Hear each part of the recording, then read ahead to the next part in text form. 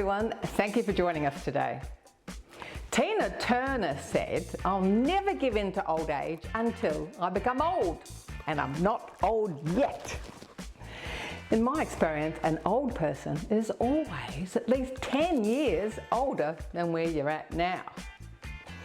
I'm Carol and welcome to Over 50 So What, where everyone over 50 is ageless. If you're looking after a spouse or elderly parents, you may not regard yourself as a carer, but you're one of over 2 million people in Australia who are unpaid carers.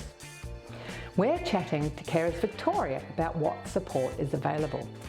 Sitting down, standing up, please join in the 5-minute fitness. And lastly, we're in Geelong finding out about a very popular version of bocce run by the Life Activities Club.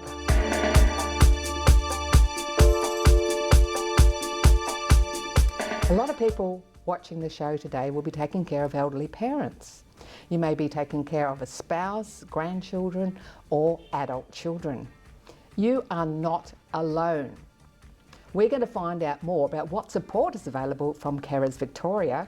We're speaking with Judith Abbott. Hey Judith, lovely to see you back on the show to tell us more. Thanks, Carol. It's great to be back again.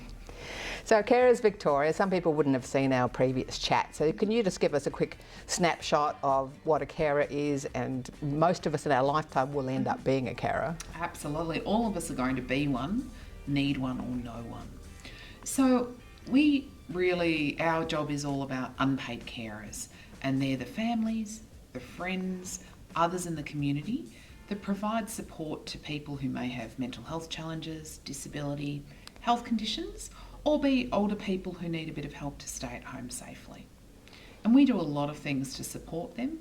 We provide phone-based advice, we provide respite services, events, education, and other things that, to your opening, are about making sure that they stay connected and they know they're not alone. Yes, not being alone, and that respite care. Some people may even be unfamiliar with that word respite. Can you explain what respite care is? Can do. So being a carer is a really rewarding thing to do, but it can be quite relentless. And people sometimes just need a break. They just need a bit of time out by themselves or with others away from the person that they're supporting so they can recharge.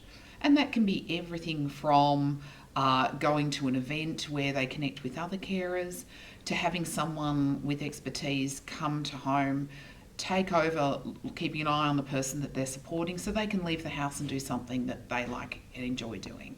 So respite can take many forms. So you assist with respite care or pointing people in the right direction. What sort of other services and products do you have? So respite takes many forms. Other things that we do though are things like we run information sessions. So for someone who wants to know how to navigate my aged care as a carer, you can go onto our website and find out how to book into one of those sessions, and we'll give you tips and tricks to help you along the way. There's quite a few programs that are about how you look after yourself as a carer, because often it's pretty isolating. People's mental health can really be affected by it. And we do lots of funded events where we bring people together and let them just connect with others in the local area, have a bit of fun and just a bit of time out, and maybe learn a bit along the way about some things that might help them in their caring role. So when it comes to the workshops and the information sessions, I mean, people will probably go, oh my God, how do I navigate through this, my aged care or NDIS? Are people able to do the workshops, remotely through Zoom rather than face-to-face? There are a combination of online and face-to-face things. If people go to our website, and that's www.carersvictoria.org, there's a calendar there that will provide a whole lot of information about what events are coming up. And we try to do a bit of both. Some people love to get together face-to-face, but others really need the chance just to log in if they can make it and step out if something else comes up. Now, networking with other people in a similar situation, I believe you can help people find other carers in their area for get-togethers? That's right. So there's something called carer support groups, and there's over 260 of those across the state. So on our Carers Victoria website, we keep a master list.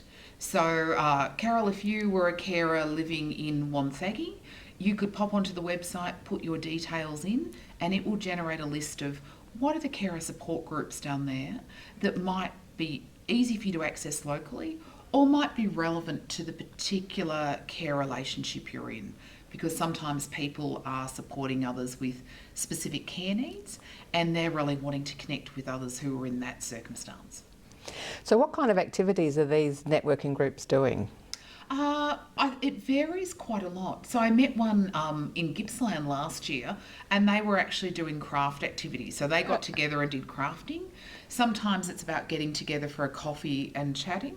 Sometimes people do doing walking. So they actually get together and they connect and share stories while getting some exercise outside the house. So real variation, depending on who you are, who's running it, because often these are run by volunteers who are carers themselves, though sometimes they're run by staff at councils and other things as well. So you get a real mix. So what kind of events are you running this year? I mean, there is a awareness week, isn't there? So National Carers Week runs in October, and we always try to do some events and different activities to connect carers and give them a little bit of time out and a bit of a place to celebrate. This year we're also running a range of what we call mingles, and those are events where we bring larger groups of carers together. We will provide some food and some drinks and some entertainment, and there's usually they're pretty loud because there's lots of people getting together, talking and chatting and having a bit of fun. We're also trialling some different kinds of groups for gender diverse carers, for carers from culturally and linguistically diverse backgrounds, a range of different kinds of options that recognises that carers come in all kinds of different shapes and sizes. They live in different places, they want different things. So you mentioned culturally and linguistically diverse, yes. So you can help people from a number of different backgrounds. Yes, so we have had a long history of providing services in Melbourne's West. About 70% of the people we support come from cultural and linguistically diverse backgrounds. So we work with providers who have a range of staff who speak different languages. We have information available in multiple languages, and our own staff group, I think there's something like 30 plus different languages spoken. Wow, 30. Wow. It's a very, very diverse group of folk we've got here at Carers Vic. And what other resources have you got on that people can get through your website? Look, there's a very wide range of fact sheets about things like understanding how to work through a system, understand tips and tricks for caring for yourself, information about key contacts that you might need, because often one of the most useful things can just be a list of what are the phone numbers I need to know, where do I go to get what, and often that's the place where people come to us, just starting that and wanting to know where do I start and where do I go. Because you spoke of navigation earlier, and that is one of the most common things we have now, is people calling us saying, I just don't know where to begin, particularly where you're supporting an older person who may have had a fall, landed in hospital, and all of a sudden the universe has shifted for you. So how do people get hold of you? Is it predominantly through the phone so they can actually have a live chat? That's right. So our phone number is 1800 814 845, and people can also go to our website. And we're working on new things like a carer portal, which we hope by the end of the year, if you're a carer and the time that suits you to try and connect and find some information is 11 o'clock at night, you should be able to log on, put some information in and get the start of some information that will help you. So we're really trying to mix up and expand the ways in which people can contact us and connect with us. So you are Carers Victoria, which means you're focused on looking after the actual carer. Yes. To help them to care, their health and well-being while they're caring for their loved ones. That's right. Because often they get missed. All the attention, and understandably, goes to the person who has the condition that needs the extra care, but often their capacity to really stay well and safe at home is fundamentally linked to that of unpaid carers, but often they almost feel a bit invisible.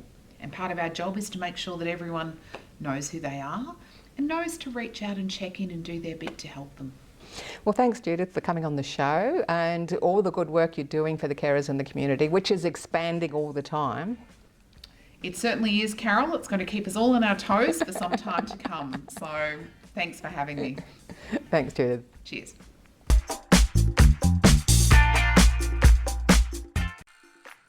Thanks for watching our TV show. Be sure to hit subscribe and then you'll never miss an episode.